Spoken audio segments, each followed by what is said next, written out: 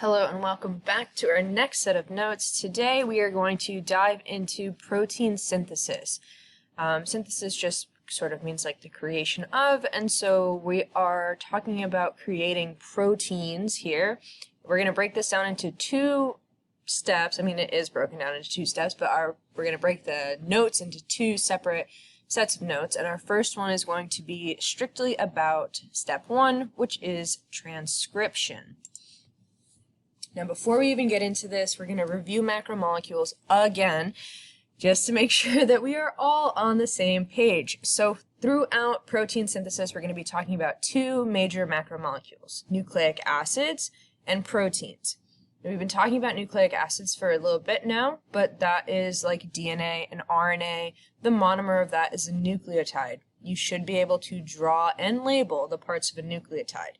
Don't remember that, go back to the basics notes. The other review here is about proteins, because all of this protein synthesis is about creating proteins. We're just going to review quick. The monomer of a protein is an amino acid, and amino acids, when they come together, they are connected by what's called a peptide bond.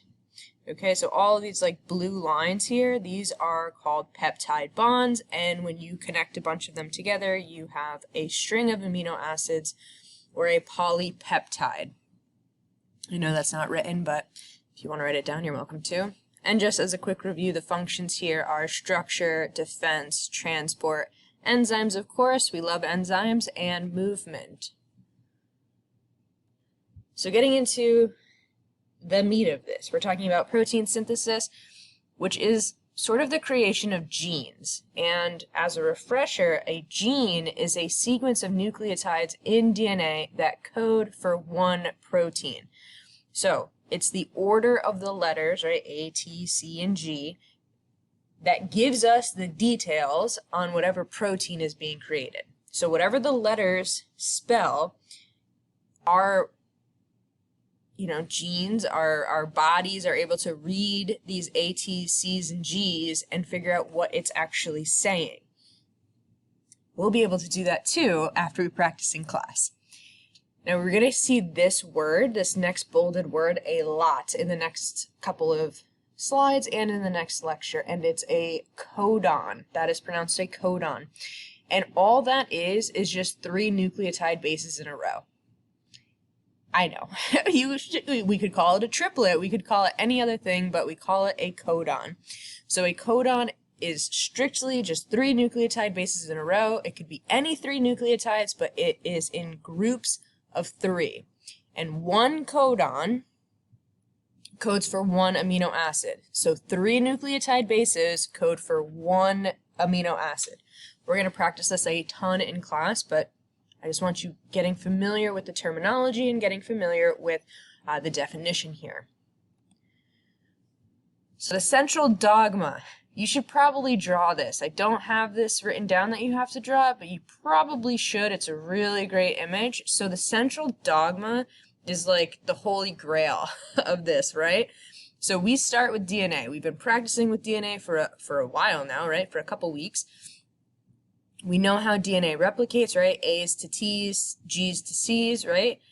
When we go to our next step, which is transcription, we're going from DNA to RNA, that other nucleic acid. Specifically mRNA, which stands for messenger RNA.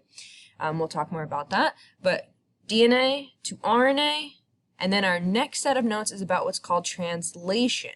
And translation is step 2 in protein synthesis, and with that we go from RNA to polypeptide, if you remember earlier, which is really just the protein, right? The amino acids. Each of these pink circles down here is just an amino acid. Okay, so let's talk differences between DNA and RNA. They're they're not super similar, but they're shaped similarly. They are both nucleic acids. DNA is double-stranded, RNA single-stranded, right? We know DNA is a double helix, RNA is a single helix. The sugar in DNA is deoxyribose. That's where we get the D in DNA, whereas RNA, the sugar is ribose. That's why it's RNA, because the R stands for ribose.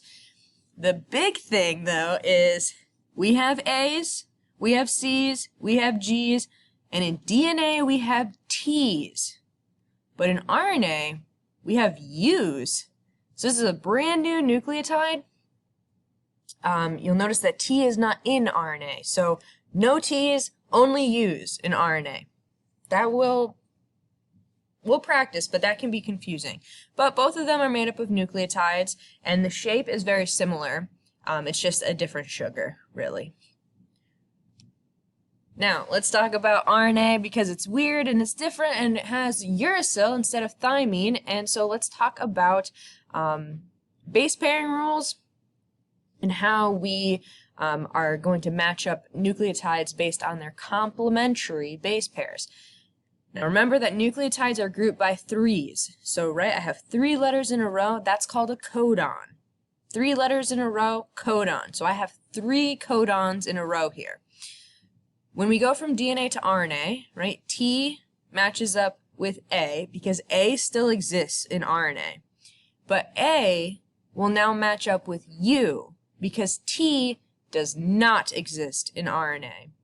And then C and G, well, they're still together because they both still exist in RNA. So the rules here is that when you start with T in DNA, it will bond with an RNA A. But when you start with A in DNA, it will bond with an RNA U. T does not exist in RNA. I should have probably wrote that on the slide, but T does not exist in RNA. And then C and G, they're still hanging out because they both still exist, still bond together. We don't have to worry about that at all. We already know C and G goes together, and it didn't change here. All right, so let's talk what is transcription. And basically, it's just making an RNA copy of a gene of DNA. So we take a section of DNA and we make a copy of it and turn it into RNA. This copy is called messenger RNA. You'll almost never see the word messenger written out. It's almost always abbreviated as mRNA. So I'm giving you this word so that you know it, but realistically, if you just wrote mRNA, that's fine. So what happens here is DNA unwinds using helicase. That doesn't change. Helicase is still the enzyme that unwinds and unzips DNA. And then RNA polymerase, another enzyme that does the exact same thing as DNA polymerase, except it pairs up RNA nucleotides to DNA following those base pairing rules. So step 1 and step 2 in transcription are very similar to this step 1 and step 2 in DNA replication. It's just that we use RNA polymerase instead of DNA polymerase. And then we make that copy and we make a strand of mRNA, which is the complementary base pairs of that gene that we were looking at. And then that mRNA, messenger RNA, sends that message out of the nucleus, right? DNA lives in the nucleus and cannot leave the nucleus. It's stuck there. It's like its own little prison. But mRNA is like, later dude, I'm out of here. So we made a copy and now we're sending a message out of the nucleus. And so we send that message right on out and it meets up with a ribosome because ribosomes make proteins. All right, so we kind of talked about this as we were going through on the last slide, but let's just compare transcription to DNA replication, right?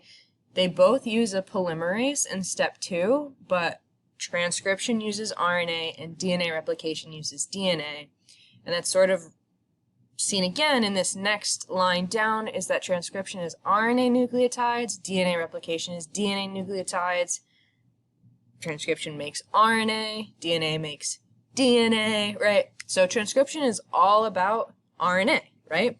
And in transcription, you only need one strand of DNA as the template to make mRNA, whereas in DNA replication, you use both strands of the DNA, right? You separate it using helicase, and then you can use both of those strands as templates to create 2 identical strands of DNA. So they're similar, but different. And we're going to practice a lot with turning DNA into RNA, especially with this new nucleotide uracil that is popping up in transcription. Okay, great job, and I will see you in class.